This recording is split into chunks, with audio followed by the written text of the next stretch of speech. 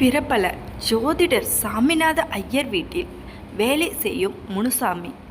அந்த வீட்டு ஐயரம்மா சீதாலட்சுமி, அவங்க அம்மா பாக்கியரதி பாட்டி. 4 பேர் தான் அந்த பெரிய வீட்டில் புழங்குகிறோம். நான் வேலைக்காரன், தோட்டக்காரன், பால்காரன், மாட்டுக்காரன் என்று பல வேலைகளையும் செய்பவன். ஐயர் ஜோதிடம் பார்ப்பதோடு கோயில் கும்பாபிஷேகம் கான்ட்ராக்ட், பக்கத்து சிவன் கோயில் அர்ச்சகர் என்று அவரும் நிறைய வேலைகளை பார்த்து வருகிறார்.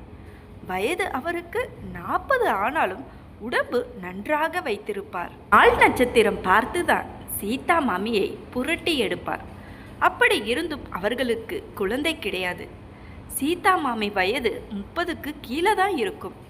துளக்கி வைத்த குத்து விளக்கு மாதிரி எப்போதும் பளிச்சென்று இருப்பாள். மாமிகளுக்கே உரிதான அழகான முகம், அதைவிட அழகான இதழ், எல்லாமே சகல அம்சங்களுடன் இருப்பாள். என்னை விட 4 அல்லது 5 வயதுதான் மூத்தவள். ஆனாலும் பார்த்தால் என்னை விட சிறியவளாக தோன்றுவாள். எனக்கும் போன வருஷம்தான் கல்யாணம் ஆனது. பொண்டாட்டிய பிரசவத்துக்கு அம்மா வீட்டுக்கு அனுப்பி வைத்திருக்கிறேன். போய் 3 மாதமாச்சு. எனக்கு ரொம்ப கண்ட்ரோல் பண்ண முடியலைன்னா ஐயர் வீட்டுக்கு பின்னால் வெளியே போய் என் தம்பியை மண்டையில் அடிச்சுட்டு வருவேன். அப்போதெல்லாம் கண்ணுக்கு தெரியாத மாமியை மனசில் கற்பனை பண்ணிக்கிட்டு அடிப்பேன். அந்த வீடு அந்த காலத்து 3 கட்டு வீடு. முதல் கட்டில் ஒரு பெரிய ரூம், ஐயரின் ஜோதிடம் பார்க்கும் ஆஃபீஸ் ரூம். அதில் பஞ்சாங்கம், கோயில் சாமான்கள், அது இதுவென்று நிறைய இருக்கும். அதுக்கு பக்கத்தில் ஒரு ஹால், ஜோதிடம் பார்க்க வருபவர்கள் காத்திருக்க. அதுக்கு பக்கத்தில் ஒரு பெரிய ரூம், விருந்தினர்கள் தங்க. 2ஆம் கட்டில் பெரிய திறந்த வெளி வாசல், இரும்பு கம்பி பந்தல் போட்டு இருக்கும். அதை சுற்றி நிறைய ரூம்கள், ஆள பாடாமல் பூட்டி இருக்கும். பழங்கால தட்டுமுட்டு சாமான், ஓலைச்சுவடி என்று நிறைய இருக்கும். அவற்றுள் பெரிய அறை ஐயருடைய படுக்கை அறை, பின்கட்டில் ஒரு சமையல் அறை, சாப்பிடும் அறை, பூஜை அறை, ஒரு சிறிய வாசல் என்று இருக்கும். அதற்கு பின்னால் ஒரு தோப்பு, மாமரம், கொய்யா என்று பலவித மரங்கள் இருக்கும். எல்லாம் ஐயருக்கு சொந்தமானவை. வீட்டுக்கு முன்புறம் கூட ஒரு சிறிய தோட்டம், அதில் எல்லாவித பூச்செடிகளும் இருக்கும். பூஜைக்கு தேவையான எல்லா மலர்களும் அங்கே பூத்து குலுங்கும். அந்த இடமே மலர் வாசனையால் நிறைந்து இருக்கும். இப்படியே போய்கொண்டிருந்த சமயம் ஒரு நாள் நான் ஐயருடன் பக்கத்து ஊருக்கு சென்று விட்டு வந்து கொண்டிருந்தேன். வரும் வழியில் ஐயர் என்னத்தை பார்த்தாரோ என்னமோ வீட்டுக்குள் நுழையும் போதே சீதா என்று அழைத்து கொண்டே நுழைந்தார். நான் என் பாட்டுக்கு பின்கட்டுக்கு சென்று மாட்டு தொழுவத்தில் மாடுகளுக்கு தீனி வைத்து கொண்டிருந்தேன். மாமியும் ஐயரின் குரல் கேட்டு முன்கட்டுக்கு சென்றாள். அவங்க அம்மா அதன் ரூமில் படுத்து கொண்டிருந்தார். எனக்கு உள்ளிருந்து புண்ணாக்கு தேவைப்பட்டதால் மாமியிடம் கேட்டு வாங்கி வர சென்றேன். முன்கட்டில் உள்ள ஐயர் ரூமுக்கு சென்றேன். கதவு திறந்தே இருந்தது. நானும் யதார்த்தமாக உள்ளே நுழைய அங்கே ஐயர் மாமி கிட்ட நெருக்கமாக இருந்தார். மாமியின் சேலை கொஞ்சம் மேலே இருந்தது. நான் அப்படியே மறைந்து நின்று அவர்களை பார்த்து கொண்டிருந்தேன். அதுக்குள்ள ஐயர் எனக்கு வருதடி என்று சொல்லிக்கொண்டே கத்திக்கொண்டே இருந்தார். மாமி கொஞ்சம் கோபத்துடன், ஏனா இப்படி படுத்துறேல், உள்ளேயே போகல, அதுக்குள்ள எல்லாத்தையும் முடிச்சிட்டேன், நேக்கு கொஞ்சம் கூட பிடிக்கலனா என்று சொல்லிவிட்டு எழுந்து கொண்டாள். உங்களுக்கு இருக்க சந்தோஷம் மட்டும் போதுமா? எனக்கும் உணர்ச்சிகள் இருக்குன்னு கொஞ்சம் புரிஞ்சுக்கோங்க. நானும் பல தடவை சொல்லிட்டேன், கொஞ்சம் பொறுமையாக தான் செய்யுங்களே என்று பலபடியாக திட்டிவிட்டு வெளியில் வர நான் ஓடி போய் வாசலாண்ட நின்று கொண்டு அப்போதுதான் உள்ளே வருவது போல நடித்தேன். அப்புறம் என் வேலைகளை முடித்து கொண்டு மாமியின் நினைவுகள் வர வெளியே சென்றேன். அங்கே ஒரு மரக்கிளையின் மீது ஏறி உட்கார்ந்து கொண்டு தம்பியும் நானும் விளையாடினோம். கண்களை மூடிக்கொண்டு மாமியை நினைத்து ஆட்ட கொஞ்ச நேரத்தில் என் தம்பி அடி தாங்காமல் அழுந்து வாந்தியை எடுத்தான். இதுநாள் வரை மாமியை கற்பனை மட்டுமே நினைத்து இருந்த எனக்கு இன்று அப்படி பார்க்கவும் கொஞ்சம் அதிகமாகவே வெளியேறியது. நான் கண்களை மெல்ல திறந்து அவனை பார்க்க அவன் என்னை பார்த்து சிரித்தான். இன்னும் எத்தனை நாளைக்கு இப்படி என்னை அடித்து கொண்டு இருக்கப் போகிறாய் என்பது போல. நானும் சிரித்துவிட்டு கீழே இறங்க நினைத்த போது கீழே மாமி நின்று கொண்டு என்னையே கொட்ட கொட்ட பார்த்து கொண்டிருந்தாள். நான் திடுக்கிட்டு நின்றேன். அவள் ஏதும் சொல்லாமல் திரும்பி நடந்தாள். நானும் பின்னாலேயே சென்றேன். இன்னைக்கு நமக்கு சீட்டு கிழிந்தது என்று எண்ணிக்கொண்டே செல்ல அவள் என்னை திரும்பி கூட பார்க்கவில்லை. வீட்டுக்கு சென்றும் ஏதும் பேசவில்லை. மூச்சுக்கு 30 முறை முனியா முனியா என்று கூப்பிட்டு வேலை சொல்பவள் அந்த நிகழ்ச்சிக்கு பிறகு என்னிடம் பேசுவதே இல்லை. 2-3 நாட்களாகியும் இதே நிலை தொடர நான் மாமியிடம் தனியாக இருக்கும்போது, மன்னிச்சிடுங்க மாமி, ஏதோ தெரியாதத்தனமாக நடந்துடுச்சு, வீட்டுக்காரி இல்லாததால புத்தி கெட்டு இப்படி பண்ணிட்டேன், இனிமே ஒழுங்கா நடந்துக்கிறேன் என்று சொன்னேன். அப்படி சொல்லியும் அவள் மனம் இறங்கவில்லை. என்னுடன் பேசாமலே இருந்தாள். மறுநாள் நான் முன்புற தோட்டத்தில் பாத்திகளை சரி செய்து கிணற்றிலிருந்து நீரை பம்பு செட் மூலமாக பாய்ச்சி கொண்டிருந்தேன். மாமி பூஜைக்காக பூக்களை பறிக்க வந்தாள். நான் அங்கிருந்ததால் அவளுக்கு சங்கோஜமாக இருக்கும் என்று எண்ணிக்கொண்டு வீட்டுக்குள் சென்று வேறு வேலை பார்த்து கொண்டிருந்தேன். சிறிது நேரத்தில் மாமி, ஐயோ பாம்பு கடிச்சதே, ஓடி வாங்களே என்று கத்தினாள். அந்த நேரம் வீட்டில் ஐயரும் இல்லை. நான் ஓடி சென்று பார்க்கும்போது மாமி கீழே விழுந்து கிடக்க அவள் வலது கால் முட்டிக்கு சற்று மேலாக பாம்பு கடித்த அடையாளம் தெரிந்தது. நான் சுற்றுமுற்றும் பார்த்தபோது சற்று தூரத்தில் அந்த பாம்பு போய்கொண்டிருந்தது. அது சாதாரண தண்ணி பாம்புதான் என்று தெரிந்து கொண்டேன். அதனால் எந்த ஆபத்தும் இல்லை என்பது எனக்கு தெரியும். ஆனால் இந்த சந்தர்ப்பத்தை பயன்படுத்தி மாமியிடம் நல்ல பேர் வாங்கிவிடலாம் என்று கணக்கு போட்டு மாமியை அப்படியே அலேக்காக தூக்கி கொண்டு வீட்டுக்குள் வந்தேன். மாமியை அங்கிருந்த பெஞ்சில் படுக்க வைத்துவிட்டு ஒரு பிளேடால் அந்த இடத்தை கொஞ்சம் கீறி ரத்தம் வர செய்தேன். அப்புறமா அந்த விஷத்தை எடுத்து விட்டேன். ஆனால் மாமி பயத்தில் மயக்கம் போட்டு விடவே நான் செய்தது ஏதும் தெரியாது. அவளுக்கு தெரிந்தால்தானே அவளுக்கு என்மேல் கரிசனம் பிறக்கும். ஒன்றுமில்லாத விஷயத்துக்கு நான் பெரிதும் அலட்டி கொண்டேன். இதற்குள் மாமிக்கு மயக்கம் தெரிவிக்க அவள் மீது கொஞ்சம் தண்ணீர் தெளித்து விட்டேன். அவள் உடம்பில் சிறிது அசைவு தெரியவும் நான் விலகி நின்றேன். அதற்குள் ஐயர் வருவது தெரிந்ததும் நான் என் வேஷ்டியின் ஒரு மூலையை கிழித்து காயத்தின் மேல் ஒரு கட்டு போட்டேன்.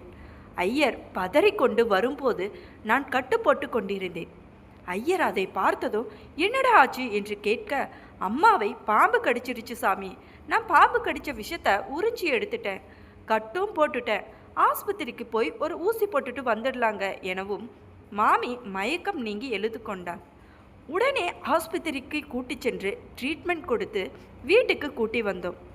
ஆஸ்பத்திரியிலேயே மயக்கம் பூரணமாக தெளிந்துவிட டாக்டர் அங்கு வந்து மாமியிடமும் ஐயரிடமும், உங்களுக்கு எந்த ஆபத்தும் இல்லை, உங்கள் வேலைக்காரர் ரொம்ப கெட்டிக்காரர், நாங்கள் கொடுக்க வேண்டிய முதல் உதவியை அவரே கொடுத்திருக்கிறார், அப்படிப்பட்ட இடத்தில் இருக்கும் விஷத்தை எடுத்து விட்டிருக்கிறார், அதனால் எங்கள் வேலை சுலபமாயிடுச்சு, இல்லைனா நிலைமை ரொம்ப சீரியஸ் ஆகிருக்கும் என்றார்.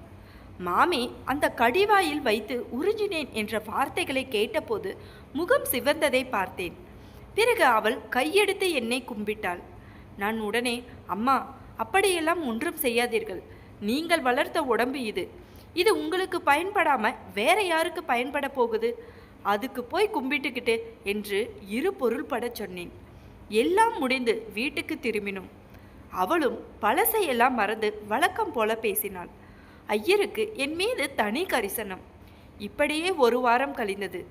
அன்றைக்கு ஐயர் வெளியூருக்கு ஒரு கோயில் கும்பாபிஷேக காரணமாக செல்ல வேண்டியிருந்தது. வர 2-3 நாட்களாகும் என்று சொல்லிவிட்டு, டே முனியா, நீ இங்கேயே இருந்து மாமியை கவனிச்சுக்கோ, உன் பொண்டாட்டியும் தான் ஊரில் இல்லையே, முன்கட்டு ரூமில் தங்கிக்க, ஏதாவது தேவையனா வாங்கி கொடுத்து ஒத்தாசையா இருன்னு சொன்னார். சொல்லிவிட்டு புறப்பட்டு போய்விட்டார். அன்று எல்லா வேலைகளையும் முடித்துவிட்டு சாப்பிட்டு விட்டு படுத்தேன். மணி 11 இருக்கும். மாமி ரூமில் திடீரென லைட் எரிந்தது. நான் படுத்துக்கொண்டே கண்களை பாதி திறந்து வைத்துக்கொண்டு என்ன நடக்கிறது என்று பார்த்து கொண்டிருந்தேன். மாமி அரை கதவை திறந்து கொண்டு மெல்ல நான் படுத்திருந்த ரூமை நோக்கி வந்து கொண்டிருந்தாள். நான் குரட்டை விட்டு ஆழ்ந்த தூக்கத்தில் இருப்பவனைப் போல காட்டிக்கொண்டேன். என் அருகில் வந்து நின்றவள் என்னையே உற்று பார்த்து கொண்டிருந்தாள். நானும் அப்படியே படுத்து கிடந்தேன். மாமி மெல்ல என் அருகே வந்து உட்கார்ந்தாள். அப்படியே என்னை மாமி நீண்ட நேரம் பார்த்து கொண்டிருந்தாள். நானும் குரட்டை விட்டு தூங்குவதைப் போல நடித்து கொண்டிருந்தேன். அந்த இருட்டிலும் கூட மாமியின் முகத்தில் திகைப்பு, வியப்பு என்று பல தரப்பட்ட உணர்ச்சிகள் தெரிந்தது. நான் புரண்டு படுப்பது போல புரள மாமியின் கை எனக்கும் தரைக்கும் இடையில் மாட்டிக்கொண்டு விட்டது. அவளால் கையை எடுக்கவும் முடியவில்லை, அங்கேயே வைத்திருக்கவும் முடியவில்லை. கையை எடுக்க முயன்ற போது நான் சட்டென்று அந்த கையை பிடித்துக்கொண்டு யாருடாது என்று கத்தவும் மாமி தன் இன்னொரு கையால் என் வாயை மூடினாள். நான் அந்த கையை தடவி பார்க்க வளையல் கையில் தட்டுப்படவும் நான் திடுக்கிட்டு எழுந்த மாதிரி எழுந்தேன். மாமி நீங்களா என்று பதறுவது போல நடிக்க மாமி உதட்டின் மேல் விரலை வைத்து உஸ் என்று என்னை அடக்கினாள். பிறகு என் கையை பிடித்து இழுத்துக்கொண்டு அவள் அறைக்கு போனாள். நானும் சத்தம் போடாமல் அவள் பின்னே சென்றேன். அறைக்குள் வந்ததும் அறை கதவை தாளிட்டு விட்டு நைட் லைட் போட்டாள். அந்த அறை இருட்டில் என்ன முனியா ஆச்சரியமா இருக்கா என்று என்னை பார்த்து அவள் கேட்டாள். நான் இல்லைங்கம்மா பயமா இருக்கு என்றேன்.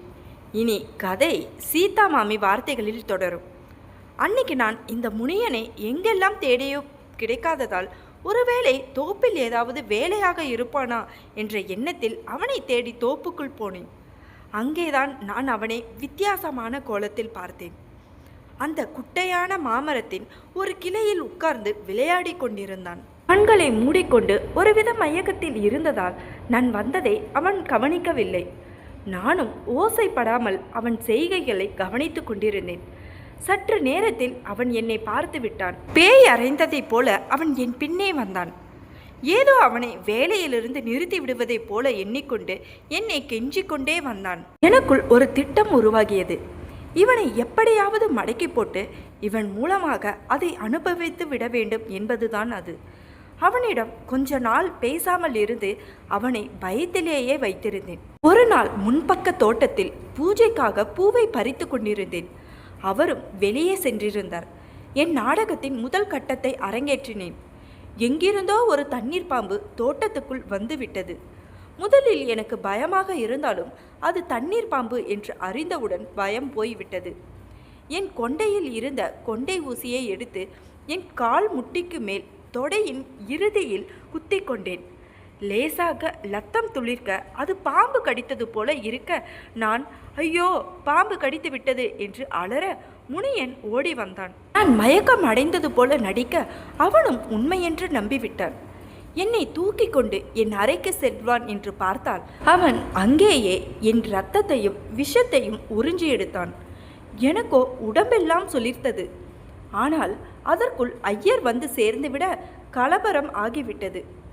ஆஸ்பத்திரி அது இது என்று கொஞ்ச நாள் ஓடிவிட ஐயருக்கு கும்பாபிஷேக வேலை ஒன்று வர அதற்காக அவர் வெளியூர் சென்று வர வேண்டியிருந்தது. அந்த 2-3 நாள் கேப்பில் முனியனை ஒரு வழி செய்துவிட வேண்டும் என்று திட்டமிட்டேன். அதற்கு வசதி செய்து தருவது போல ஐயர் முனியனை எனக்கு காவலாக எங்கள் வீட்டிலேயே தங்க வைத்துவிட எனக்கு மிகவும் வசதியாகிவிட்டது. அன்றே என் லீலைகளை துவங்கிவிட்டேன். முனியன் முன்னறையில் தூங்கிக் கொண்டிருக்க நான் மெல்ல எழுந்து அறையின் லைட்டை ஆஃப் செய்து விட்டு அவன் ரூமுக்கு போனேன். அவன் அயர்ந்து தூங்கிக் கொண்டிருந்தான். அதையே ஆசையோடு கொஞ்ச நேரம் பார்த்து கொண்டிருந்தேன். மெல்ல குனிந்து அதை தடவி பார்த்தேன். அப்போ பார்த்து அவன் புரண்டு படுக்க என் கை நல்லா மாட்டிக்கொண்டு விட்டதே என்று மெல்ல என் கையை எடுக்க முயன்ற போது அவன் விழிப்பு வந்து எழுந்து என்னை பார்த்ததும் கத்திவிட்டான். அவன் வாயை என் கையால் மூடி சைகை செய்து என் பின்னால் வா என்பது போல சைகை செய்து என் அறைக்கு வந்தேன். அவனும் என் பின்னாலேயே வந்தான். அவன் அறைக்குள் வந்ததும் கதவை மூடி தாளிட்டேன். அவன் பேந்தவென்று முடித்து கொண்டிருந்தான். இதோ பார் முனியா, உன் விஷயத்தை ஐயரிடம் சொல்லி உனக்கு சீட்டு கிழிக்காம விட மாட்டேன். அன்றைக்கு என்னடானா மரத்து மேலே உட்காந்து அசிங்கமாக ஏதோ பண்ணிக்கிட்டு இருந்த. இன்னைக்கு உனக்கு ஒரு ரூம் கொடுத்தா கதவை திறந்து போட்டு வேஷ்டி விலக படுத்து கொண்டிருக்கிற. என்ன நினைத்து கொண்டிருக்கிற உன் மனதில் என்று கேட்க அவன் வெளவெளத்து போய்விட்டான். அம்மா ஏதோ தவறு நடந்துருச்சு அம்மா, மன்னிச்சிடுங்க என்று அழுதான்.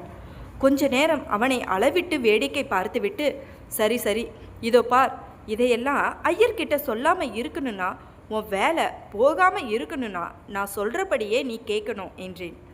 செய்கிறம்மா, கண்டிப்பாக செய்கிறேன் என்றான். அன்னைக்கு மாமரத்து மேலே உட்காந்து என்னமோ செய்து கொண்டிருந்த. என்ன செஞ்ச என்று கேட்டேன்.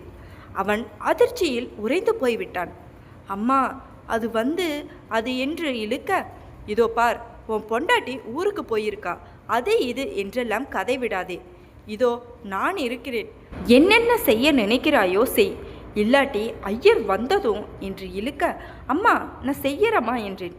கொஞ்ச நேரம் அவனால் நம்ப முடியாமல் பார்த்து கொண்டிருந்தான். நான் சீக்கிரம் ஆகட்டும் என்று அதட்ட அவன் என் அருகில் வந்து நின்றான். நான் என்று மறுபடியும் அதட்ட அவன் தயாரானான். எனக்கு உடம்பு நடுங்கியது. முதலாக தப்பு செய்கிறோம் என்ற குற்ற உணர்வில் நடுங்கியது. நானும் அவனை நெருங்கிக் கொள்ள அவனுக்கு கொஞ்சம் தைரியம் வந்தது. இனி எனக்கு சொல்ல கூச்சமாக இருக்கு, முனியனே சொல்லட்டும். மாமியை அணைத்ததும் முதலில் எனக்கு பயமாக தான் இருந்தது. அவளும் அருகில் வந்தபோது பயம் போய்விட்டது. என்னுடைய ஆசைகள் மெல்ல தலை தூக்க வாழ்க்கையில் முதன்முறையாக இப்படி இருப்பதை அவளால் நம்ப முடியவில்லை. நம்பாமல் இருக்கவும் முடியவில்லை. முனியனை பார்த்து கொண்டு கண்ணீர் விட்டாள். என்ன மாமி, தப்பு பண்ணிட்டோமோ என்று வருந்திருக்கலா என்றேன். இல்லை முனியா, இவ்வளவு நாளா இந்த மாதிரி பண்ணாம தப்பு பண்ணிட்டோமோன்னு தான் அழுகிறேன் என்றாள். சிறிது நேர ஓய்விற்கு பின் மாமி, முனியா திரும்பவும் செய்ய முடியுமா என்றதற்கு, நான் அதுக்காக தாண்டி காத்திருக்கேன், நீ சொல்லு, அதுக்கப்புறம் பாரு இந்த முனியன் திறமையே என்றார். மாமி என்றதும் அந்த இரவு இருவரின் வாழ்க்கையும் மாறிவிட்டது. முனியா இதே மாதிரி செய்யடா. பிறகு கொஞ்ச நேரத்தில் விடிந்தும் விட்டது. இருவரும் அவர்கள் அறைக்கு சென்று படுத்து கொண்டனர். மறுநாளும் இதே கதை மாலையும் தொடர அன்று 4-5 முறை இருவருக்கும் தவறான புரிதல் உருவானது. ஐயர் வீடு திரும்பும் வரை இருவர் பாடும் கொண்டாட்டமாக இருந்தது. அன்று ஐயர் வீட்டுக்கு திரும்பியதும் மாமி அவரிடம், ஏனா ரொம்ப நாளாயிடுச்சு, நீங்கள் என்னோட சேர்ந்து இன்னைக்கு வரையலா என்று சினுங்க, ஐயரும் உற்சாகத்துடன் ஓகே என்றார். மாமியும் இன்னைக்கு நான் சொல்றது போலதான் செய்யணும் என்று அன்பு கட்டளை போட ஐயரும் தலையாட்டினார். அன்றிரவு ஐயர் சீக்கிரமாக முடிக்க மாமிக்கு பயங்கர எரிச்சலும் கோபமும் இருந்தாலும் அதை அடக்கி கொண்டு மாமியும் மயக்கமாக இருப்பது போல நடிக்கவும் ஐயருக்கு தான் ஏதோ மகத்தான ஒன்றை சாதித்து விட்டது போல மகிழ்ச்சியுடன் எழுந்தார். அதன் பிறகு அவர் தூங்கிவிட மாமி நடத்தை மாறத் தொடங்கியது. இப்படியே பல நாட்கள் நடந்து கொண்டிருந்தது. ஒரு நாள் மாமி வாந்தி எடுக்கவும் சாமிநாத ஐயருக்கு பெருமை பிடிபடவில்லை. டாக்டரிடம் காட்டி கர்ப்பத்தை உறுதி செய்ததும் ஐயர் வானத்திற்கும் பூமிக்கும் குதித்தார். மாமியோ முனியனை பார்த்து நமட்டு சிரிப்பு சிரித்தார். சாமிநாத ஐயரின் வீட்டில் நடந்த அந்த மறைமுக உறவு ஆரம்பத்தில் யாருக்கும் தெரியாமல் போனாலும் காலம் கடந்த பின் உண்மைகள் ஒன்றன் பின் ஒன்றாக வெளிவர ஆரம்பித்தது. சந்தேகம், மன அழுத்தம், பொய், பயம் இவை எல்லாம் அந்த வீட்டின் அமைதியை மெதுவாக சிதைத்தன. ஒரு காலத்தில் சிரிப்பு நம்பிக்கையும் நிறைந்திருந்த அந்த இல்லம் பின்னர் அமைதியற்ற இடமாக மாறிவிட்டது. தவறான ஆசைகள் ஒரு நொடிக்கு இன்பம் தரலாம், ஆனால் அதன் விளைவுகள் பலரின் வாழ்க்கையையும் காயப்படுத்திவிடும். நம்பிக்கை துரோகம் செய்யப்பட்ட இடத்தில் உண்மையான சந்தோஷம் நீண்ட நாட்களுக்கு நிலைக்காது. அதனால் வாழ்க்கையில் யாருடைய உறவையும் நம்பிக்கையையும் துரோகம் செய்யாதீர்கள். தவறான பாதை எப்பொழுதும் அழிவிற்கே கொண்டு செல்லும். நல்லொழுக்கமும் நேர்மையும் தான் மனிதனை இறுதி வரை காப்பாற்றும். தவறான ஆசை ஒரு நொடி இன்பத்தை தரலாம், ஆனால் அது பலரின் நம்பிக்கையையும் வாழ்க்கையையும் சிதைத்துவிடும். இந்த கதையில் நடந்தது போல மறைத்து வைத்த பொய்கள் ஒரு நாள் வெளிச்சத்திற்கு வந்தே தீரும். உறவுகளில் நேர்மையும் நம்பிக்கையும் இல்லாத இடத்தில் அமைதியும் சந்தோஷமும் நிலைக்காது. எந்த சூழ்நிலையிலும் பிறரின் நம்பிக்கையை துரோகம் செய்யாதீர்கள். நல்லொழுக்கமும் கட்டுப்பாடும் தான் மனிதனை உயர்வாக வாழ வைக்கும். இந்த மாதிரி கதைகளை தொடர்ந்து கேட்க நம்ம சேனலை சப்ஸ்கிரைப் பண்ணி வச்சுக்கோங்க நண்பர்களே.